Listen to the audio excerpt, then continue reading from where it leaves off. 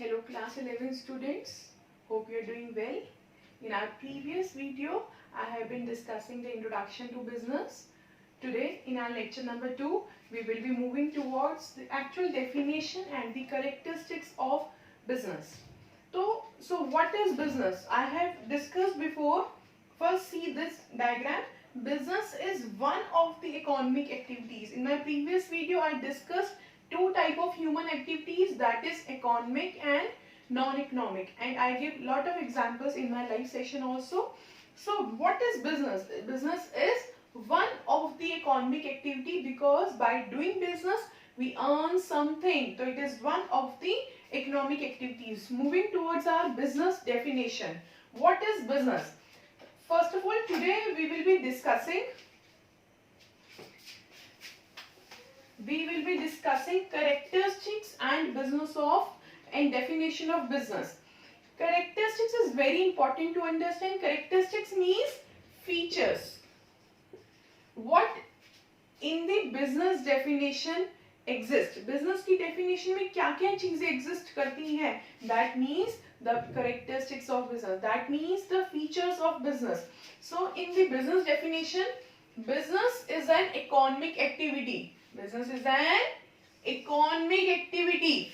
First of all, it is an economic activity in which people regularly engage. Mark some words because these words have very important meaning in the definition. In activities related to purchase, production and sale of goods and services to earn profit. इसमें हमने कितनी चीजें mark करी definition में? 1. Point number 2, point number 3, point number 4 and point number 5. In the business definition, 5 things are very important, and you see these 5 things are the 5 characteristics of business in your NCERT, according to your NCERT. So first thing is business is an economic activity. So first characteristics is an economic activity. Second thing is regularly engage. Regular basis is one of the characteristics of business. Then purchase or production, it is one of the characteristics of business. Next, sale of goods again is one of the characteristics, and to earn profit is also one of the characteristics of business. So we will be discussing definition, and the characteristics is automatically clear to you. So we will be discussing synchronized way. In a synchronized way we will be attempt to discuss this. First is business is an economic activity. Economic activity means we do business to earn money. We do business to earn our livelihood. So it is an economic activity. Like what kind of business we do? We open a shop. We open a stock exchange market. So this is all kind of business we do. Or we have a lot of examples in business also. A retail shop, a wholesale shop, a manufacturing unit. All these persons are doing business because by doing this we earn our livelihood. Because by doing this we earn something in monetary term. So it is an economic activity. Second thing is in which people regularly engage. Whatever you do in business, it should be on a regular basis. Whatever you do, it should be on a regular basis. Say for example, हम एक example लेंगे regular basis पे. For example, you purchase something and after 2 to 3 months of use, you sell that product in a profit. But it is not regarded as business because you do not do on a regular basis. एक और example लेते हैं इस चीज का. For example, आपने एक land purchase किया. उस land का amount क्या था? 2 lakh rupees. एक आपने लैंड परचेज किया, उस लैंड का अमाउंट क्या था? 2 lakh rupees. After 4 to 5 months और after we can say after an year आपने एक ब्रोकर हायर किया. ब्रोकर मींस ब्रोकर का काम क्या होता है? जो आपकी बिल्डिंग्स को, लैंड को आगे कहीं और सेल करवाता है. उस ब्रोकर ने आपके लिए एक ऐसा कस्टमर ढूंढ के दिया जो उस लैंड के आपको कितने ले रहा है? आपने 2 लाख में वो लैंड लिया था, आपके वो उस लैंड पे कितना आपको अर्न करवा रहा है? 3 लाख रुपीस. ब्रोकर ने एक ऐसा कस्टमर आपके लिए फाइंड आउट किया जो इस लैंड को आपको कितना पे करेगा, 3 lakh rupees. Obviously with the passage of time आपकी लैंड की वैल्यू भी इंक्रीज हुई और आपने देखा कि विद इन अ ईयर, 1 साल के अंदर ही आपको 1 लाख का प्रॉफिट हो रहा है। नो डाउट ये एक इकोनॉमिक एक्टिविटी है बिकॉज इसमें हम 1 लाख रुपीज अर्न करेंगे। इसमें हम कितना अर्न कर रहे हैं, प्लस 1 लाख हो रहा है हमारा। हमने 2 लाख में खरीदा तो हम 3 लाख रुपीज अब उस चीज के ले रहे हैं, तो हम क्या अर्न कर रहे हैं इसमें, प्रॉफिट। ये हमने अर्न किया, कितना अर्न किया, 1 लाख रुपीज अर्न किया। क्या for me it is a business? No, it is not my business because ये लैंड की परचेज एंड सेल का काम मैं रेगुलर बेसिस पे नहीं कर रही हूँ। मैंने वंस इन अ वाइल एक लैंड लिया और उसको मैंने कुछ टाइम बाद सेल आउट कर दिया। ये मेरा काम रेगुलर बेसिस पे नहीं था, तो it is not a business for me. लेकिन इस ब्रोकर ने भी मेरी इस डील करवाने में कुछ तो अर्न किया ही होगा ना। इस ब्रोकर को भी फॉर एग्जांपल इस 1 लाख में से इस ब्रोकर को भी कुछ ना कुछ बचा होगा। फॉर एग्जांपल वी कैन से 3000 और 4000 इसने भी अर्न किए होंगे इस डील करवाने में। तो yes, for a broker it is a business because broker का काम ही होता है कि वो इस तरीके की डीलिंग्स करवाता है। आज हमारे लिए डीलिंग करवा रहा है, कल किसी और के लिए डीलिंग करवाएगा, परसों किसी और के लिए डीलिंग कराएगा। तो for a broker it is a business, but for ourselves it is not a business because I do this task only once. This is not my ever going task. अगर मेरा लैंड सेल परचेज का काम होता कि मैं land खरीदती बेचती, फिर उस बेच के फिर एक और लैंड खरीदती फिर बेचती, तो yes it will be considered a business for me. लेकिन ये जो हमने टास्क किया वन टाइम पे किया, तो it is not a business for me but it is a business for broker. तो जो भी चीज बिजनेस होती है it should be on a regular basis. Regular basis is very one of the important characteristics of business. Moving towards next, अब हम business में कर क्या रहे हैं, यहाँ पे मैंने क्या किया था, यहाँ पे हम कर क्या रहे हैं। जो भी हम लोग बिजनेस करते हैं इसमें हम लोग कोई प्रोडक्ट को बेचते हैं। अब प्रोडक्ट बेचने के लिए वो प्रोडक्ट अपने पास होना भी तो चाहिए। फॉर एग्जांपल मेरा मार्कर का बिजनेस है, मेरी मार्कर की मैं मार्कर सेल आउट करती हूँ। अब मार्कर को सेल करने के लिए मार्कर को पहले खरीदना भी तो पड़ेगा, तो या तो इस मार्कर को मैं परचेज करूंगी, कहाँ से, पीछे अपने डीलर्स से हम इसको परचेज करेंगे। फॉर एग्जांपल अपने मैन्युफैक्चरर से या अपने होलसेलर से। अगर आप एक रिटेलर हो तो आप अपने होलसेलर से परचेज करोगे, अगर आप एक होलसेलर हो तो अपने मैन्युफैक्चरर से परचेज करोगे। तो या तो हम इसे परचेज करेंगे क्योंकि मैंने इसको सेल करना है, या फिर हम इसको प्रोड्यूस करेंगे। अगर हम एक प्रोडक्शन यूनिट है, हम मैन्युफैक्चरर है, पहले इस चीज की प्रोडक्शन तो होए, या तो हम प्रोडक्शन करेंगे या हम किसी से डायरेक्टली खरीदेंगे। तो ईदर वी प्रोड्यूस और we purchase that good because we want to sell it. हमने इसको बेचना है, तो एक बार प्रोडक्शन या परचेज होगी, उसके बाद and sale of goods and services. अब हम इस गुड को सेल करेंगे, ठीक है जी। फॉर एग्जाम्पल ये मार्कर मैंने कितने में प्रोड्यूस किया, फॉर एग्जाम्पल ₹20 में मैंने मार्कर प्रोड्यूस किया। अब मैं इसको सेल कितने में करूंगी, ऑब्वियसली 20 से ज्यादा में करूंगी। फॉर एग्जाम्पल इस मार्कर को मैं सेल कितने में कर रही हूँ, 25 में। तो मैंने यहाँ ₹5 का क्या अर्न किया, इट इज माई प्रॉफिट। ये आप जो भी काम करोगे बिजनेस में, you have to earn profit because profit is very important thing. Without earning profit, you cannot do your business on a long way. अगर आप प्रॉफिट्स कमाओगे नहीं तो आप बिजनेस ज्यादा लंबे समय के लिए कर ही नहीं सकते। आप बिजनेस कर रहे हो, आप कोई सोशल रिस्पॉन्सिबिलिटी थोड़ा ना कर रहे हो कि आप प्रॉफिट्स नहीं कमाओगे। तो बिजनेस में वेरी इंपॉर्टेंट थिंग क्या होती है, टू अर्न प्रॉफिट। जो भी करो प्रॉफिट के लिए तो करना ही पड़ेगा because profit is very important for the ongoing process of business. कि आपका बिजनेस चलता है उसके लिए प्रॉफिट्स अर्न करना तो जरूरी है। एक रीजनेबल अमाउंट का प्रॉफिट हो या ज्यादा हो, प्रॉफिट इज वेरी इंपॉर्टेंट। तो अगेन हम इस डेफिनेशन को रीड करते हैं।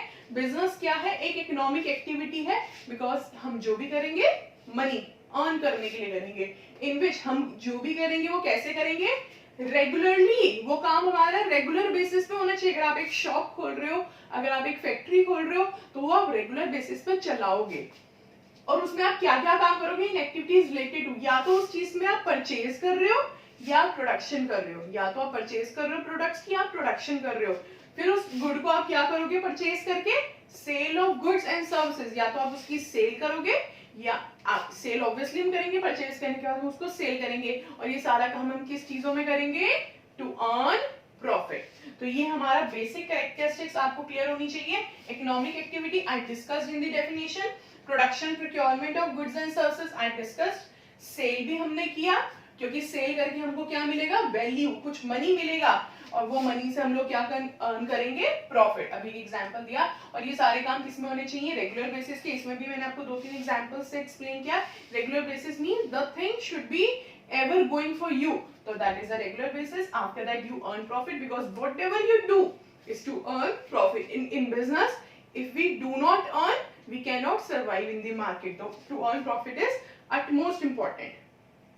Next characteristics is uncertain return. Uncertain return. अगर कोई चीज बिजनेस है, फॉर एग्जाम्पल मैं, जो भी आप वर्क कर रहे हो या जो भी आपके फादर कर रहे हैं वो एक बिजनेस कर रहे हैं. अगर वो बिजनेस कर रहे हैं तो एक चीज जरूर उनके साथ 100% जुड़ी हुई होगी. वो 100% चीज क्या होगी, अनसर्टेन रिटर्न. अब यहाँ पे अनसर्टेन का क्या मतलब होता है, विच इज नॉट सर्टेन, जिसके बारे में हमें नॉलेज ना हो, इसको बोलते हैं अनसर्टेन. और रिटर्न मीन्स, यहाँ पे रिटर्न का क्या मतलब है, whatever we earn after doing my efforts, after doing a lot of work, after doing purchasing, after doing selling, जो भी मुझे रिटर्न मिलेगा उसके लिए मैं अनसर्टेन हूँ. जो भी रिटर्न मींस, जो भी इन रिटर्न मुझे मॉनेटरी बेनिफिट्स मिलेंगे बिजनेस करके, मुझे नहीं पता मैं कितना अर्न करूंगी बिजनेस करके. क्यों, क्योंकि it is a business. Business has a full of risk involve. हो सकता है कि अभी मैं बहुत अच्छा अर्न करूं, अगले महीने में इतना अच्छा अर्न ना करूं. अगर कोई इंसान बिजनेस कर रहा है तो वो अनसर्टेन है. किसी मंथ उसको 5,000 का प्रॉफिट्स हुआ, किसी मंथ उसको 10,000 के प्रॉफिट्स हुए, किसी मंथ उसको 50,000 के प्रॉफिट्स होंगे. और देयर सिचुएशन आल्सो किसी वक्त उसको कोई भी प्रॉफिट नहीं होगी, इवन वो नेगेटिव में जाएगा. तो बिजनेस में रिटर्न आपको कैसे मिलेंगे, it is totally uncertain to you. ये हमें भी क्लियर नहीं है. जैसे हम एक एग्जांपल लेते हैं. फॉर एग्जांपल आपका बिजनेस है, हम एक एग्जांपल लेंगे स्वीट शॉप्स का लेते हैं. स्वीट शॉप्स में अगर हम बात करें फेस्टिव सीजन्स में, फेस्टिव सीजन्स में इतना रश होता है स्वीट शॉप्स के बाद. जैसे राखी का सीजन है, दिवाली का सीजन है, स्वीट शॉप्स के बाद बहुत रश होता है. तो इसका मतलब ये उनका फेस्टिव सीजन है.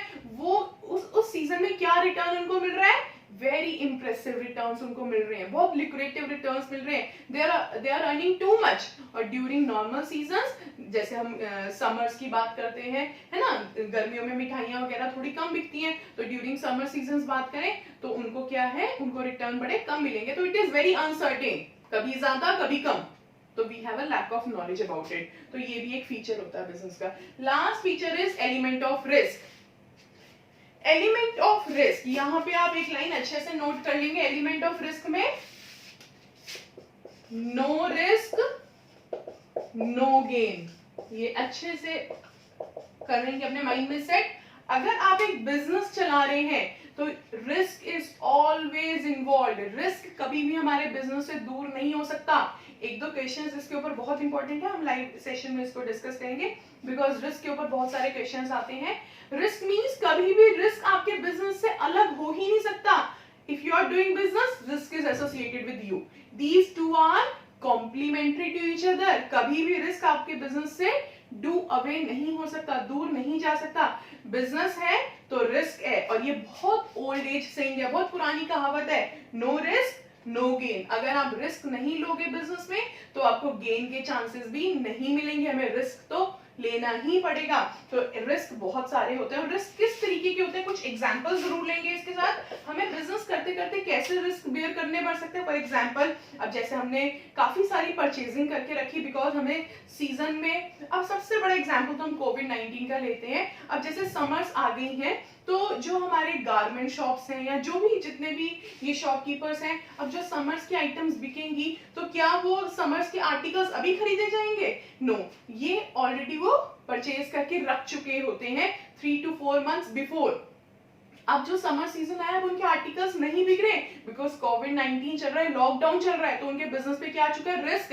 जो भी उन्होंने इतना अपना गोडाउन्स भर रखे थे, स्टॉक भर रखा था, अब तो सारी शॉप्स ही बंद हो चुकी हैं, हुई भी हैं. तो इस टाइम वो अपने प्रोडक्ट को सेल नहीं कर रहे हैं. तो they are on a high risk, उनके ऊपर बहुत रिस्क है. तो कितनी बार हमारी डिमांड चेंज हो जाती है. हम लोग सोचते हैं कि हमारा प्रोडक्ट बहुत अच्छा बिकेगा, बट कस्टमर या कस्टमर का माइंडसेट या मार्केट में किस चीज की डिमांड है, हम इसको एनालाइज बिल्कुल भी नहीं कर सकते। जब टाइम आया वो प्रोडक्ट बिका ही नहीं, आपके प्रोडक्ट की डिमांड हो गई जीरो या बहुत कम होगी, तो आपका सारा स्टॉक खराब हो जाएगा जो आपने अपने गोडाउन्स पे रखा हुआ है। तो ऐसे बहुत सारे रिस्क चेंज होते हैं। अब आर्टिकल्स की बात करें, जो एक फैशन में आर्टिकल है, किसी सेलिब्रिटी ने पहन लिया या कोई भी आर्टिकल फैशन में है, वो आर्टिकल तो एकदम बिकता है, और जो दूसरे आर्टिकल्स हैं उनकी एकदम सेल कम हो जाती है। तो ऐसे रिस्क बिजनेस को झेलने पड़ते हैं। और कुछ हमारे नेचुरल कैलेमिटीज, जो हमारी नेचुरल थिंग्स है, उससे भी हमें रिस्क आ सकता है। जैसे कोविड-19 एक नेचुरल कैलेमिटी है, एक नेचुरल चीज है जिसके ऊपर हमारा कोई रोक नहीं है। फिलहाल इंडिया के लिए एक नेचुरल चीज है, सबको इसे बियर होना पड़ेगा। कभी अर्थक्वेक आ जाता है तो बहुत नुकसान हो जाता है। आपने एक मूवी देखी होगी ओ माय गॉड, उसमें अर्थक्वेक, उसमें जो भी ये सारा डिजास्टर हुआ, उसमें किसी उस बिजनेसमैन को कितना नुकसान हुआ, लेकिन वो उसमें कुछ कर ही नहीं सकता, because it is a natural calamity. Flood आ जाता है कहीं जगह पे, ड्रॉट्स हो जाते हैं, बड़ा सूखा पड़ जाता है एरिया, तो वहां के बिजनेस को बहुत नुकसान है। तो बहुत सारे रिस्क हमारे बिजनेस में जुड़े होते हैं। Clear? Hope you understand the definition, and in the definition itself our 5 characteristics are cleared, and 2 more characteristics we have discussed. So there are 7 characteristics. In our next live session I will be discussing more examples of this. Thank you for watching. If you understand the topic, do subscribe the channel and press the bell icon. Thank you. Have a good day.